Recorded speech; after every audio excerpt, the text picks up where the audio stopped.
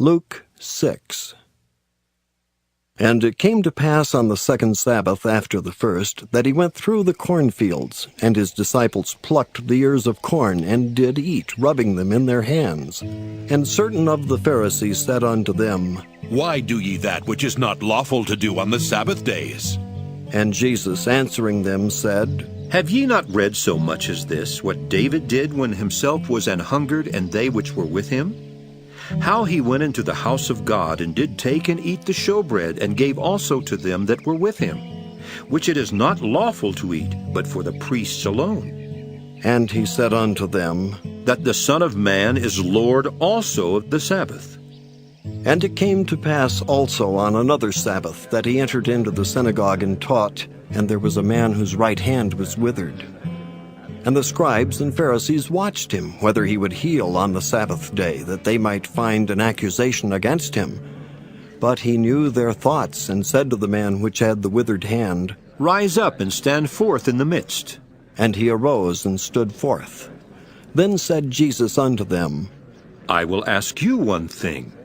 Is it lawful on the Sabbath days to do good, or to do evil, to save life, or to destroy it? And looking round about upon them all, he said unto the man, Stretch forth thy hand. And he did so, and his hand was restored whole as the other. And they were filled with madness, and communed one with another what they might do to Jesus. And it came to pass in those days that he went out into a mountain to pray, and continued all night in prayer to God.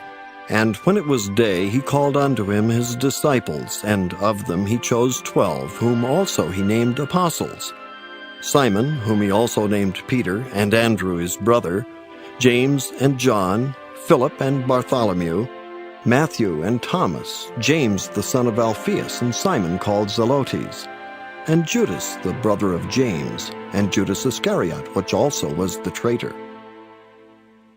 And he came down with them, and stood in the plain, and the company of his disciples, and a great multitude of people, out of all Judea and Jerusalem, and from the seacoast of Tyre and Sidon, which came to hear him, and to be healed of their diseases, and they that were vexed with unclean spirits. And they were healed. And the whole multitude sought to touch him, for there went virtue out of him, and healed them all. And he lifted up his eyes on his disciples, and said, Blessed be ye poor, for yours is the kingdom of God. Blessed are ye that hunger now, for ye shall be filled. Blessed are ye that weep now, for ye shall laugh. Blessed are ye when men shall hate you, and when they shall separate you from their company, and shall reproach you, and cast out your name as evil, for the Son of Man's sake. Rejoice ye in that day, and leap for joy.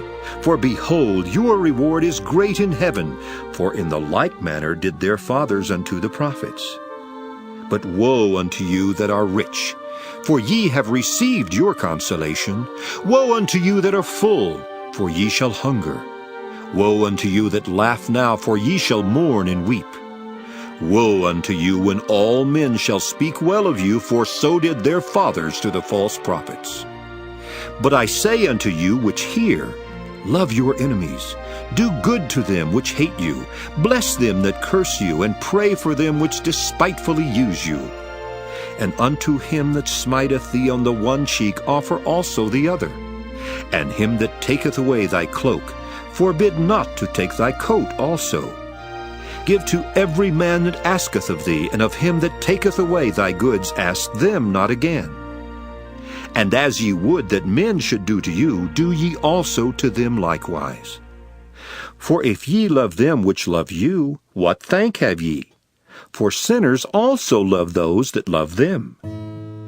And if ye do good to them which do good to you, what thank have ye? For sinners also do even the same. And if ye lend to them of whom ye hope to receive, what thank have ye? For sinners also lend to sinners to receive as much again. But love ye your enemies, and do good, and lend, hoping for nothing again.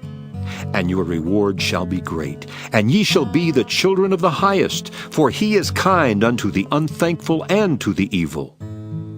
Be ye therefore merciful, as your Father also is merciful. Judge not, and ye shall not be judged. Condemn not, and ye shall not be condemned. Forgive, and ye shall be forgiven. Give, and it shall be given unto you.